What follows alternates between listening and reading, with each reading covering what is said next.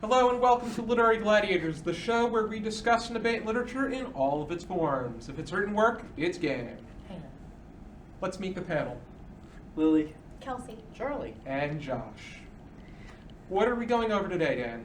Alright, we're going over The Wife of Bath by Geoffrey Chaucer? Chaucer, whatever. Ready? Are you sure it's not the wife of Shower? It says The Wife of Bath. Oh, she's very clean. Actually, No. The wife of... It's probably one of the more notable sections of the Canterbury Tales. The one that really stuck Stands out. Yeah, Uh-huh. it's the one. Yeah, that would be one of them that. If it was a Family Feud question, it would probably be the number one answer, or close to it. What's the first question? Alright, how would you characterize The Wife of Bath? she's so strong. She's super independent and she's very quick-witted. Because if you think about it, she's like, how can he give his wife content unless he use his silly instrument? And it's just like... She was also right on with it. she was also not afraid to admit that she adhered to traits that during that time were often held by men. She's like, I married multiple men, but it was always after the last was dead. So And that's she was a okay. gold digger too. Yep. She was the Anna Nicole Smith's idol was the wife of Bath. She was definitely complex. I would say that much as well. Depends on which Especially level you in emphasize. that day and age, yes, because What is a gold digger? the way that they viewed women when Chaucer wrote this was far different from the way that they're viewed today. I have a question. What's a gold digger? A gold digger is somebody that only marries someone for their money. Oh, for the money, okay. Now, I was thinking of something else, but okay. Well, You can, you can probably make that answer. argument. No, I just thought that... Do you One have thi- anything to add to the question? Unless she's digging for silver.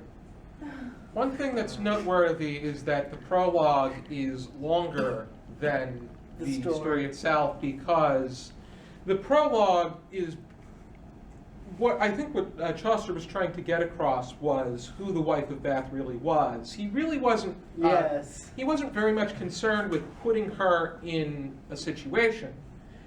When you look at Chaucer, when you look at the tales, you always have to look at the prologue first, because he establishes what sort of person the person is, and then why would they tell that tale? Why this story? Of all the stories he knew, he gives this one to this one. Why? Mm. Right. YMCA. You said why, so I figured I'd...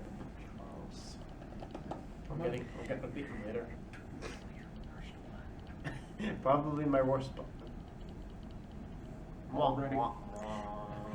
Do we want to go to the next question, or was there? Where was I going with this? To the wine? Well, the next question kind of overlaps with what he was saying. Like, Do we want to address the next question? then? yeah, would you say that Chaucer was a pioneer of women's rights, or do you think he was satire, making fun of such an idea?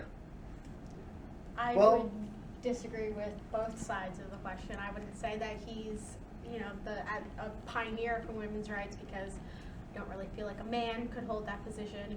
But also, I don't feel like he was making fun of it either, because with his inclusion of the wife of Bath, he was giving a nod to a different type of woman. So he I was would go with definitely that. I would go with respectful that. of the idea that women were more than what the people of the time thought they were.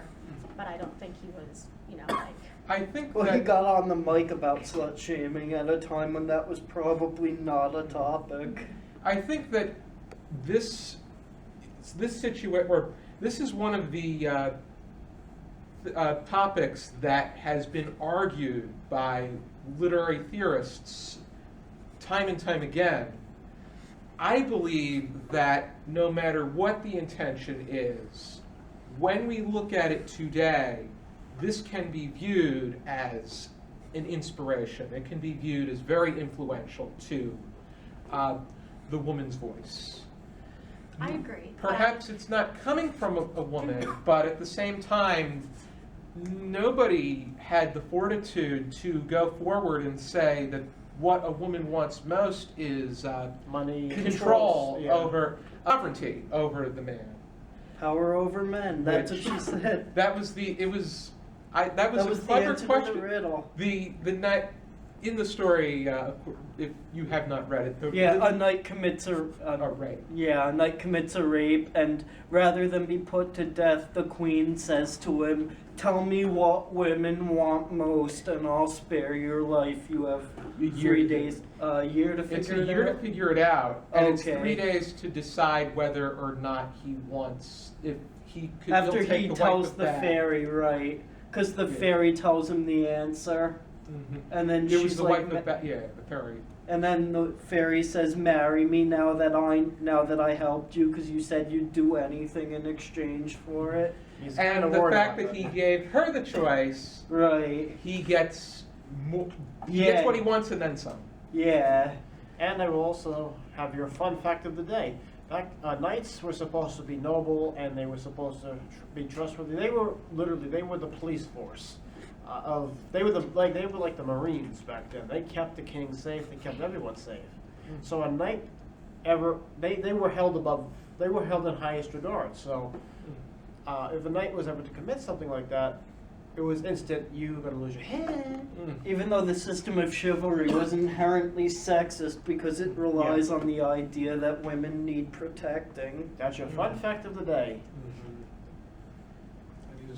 and it idealizes women and puts women on pedestals, which inherently is a reduction of agency, because if you exalt a woman, she's inherently incapable of doing certain things that are considered low Manly? unless Oh. you exalt those things also. But nobody wants to put sex at the top of any sort of hierarchy.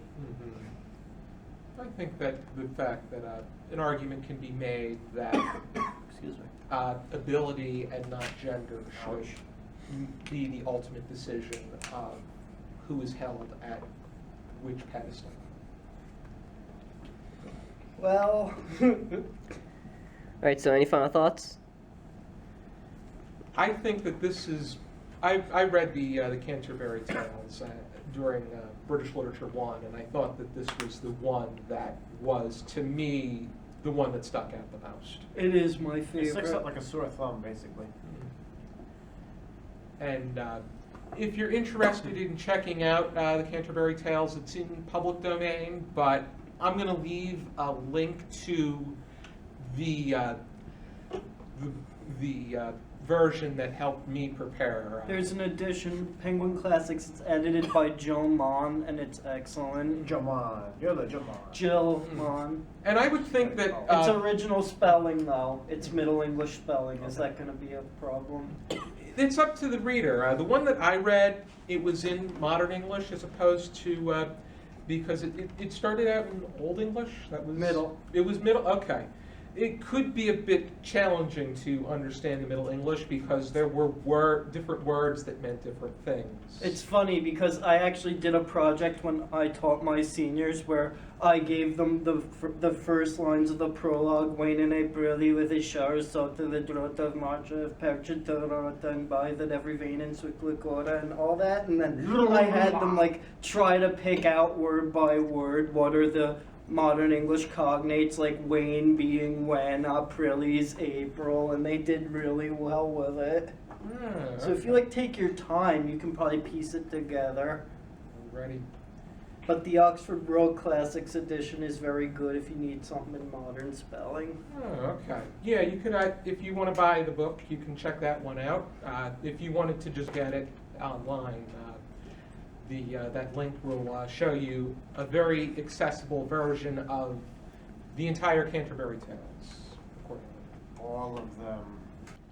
Be sure to join us next time for another episode of Literary Gladiators. Can I say it this time?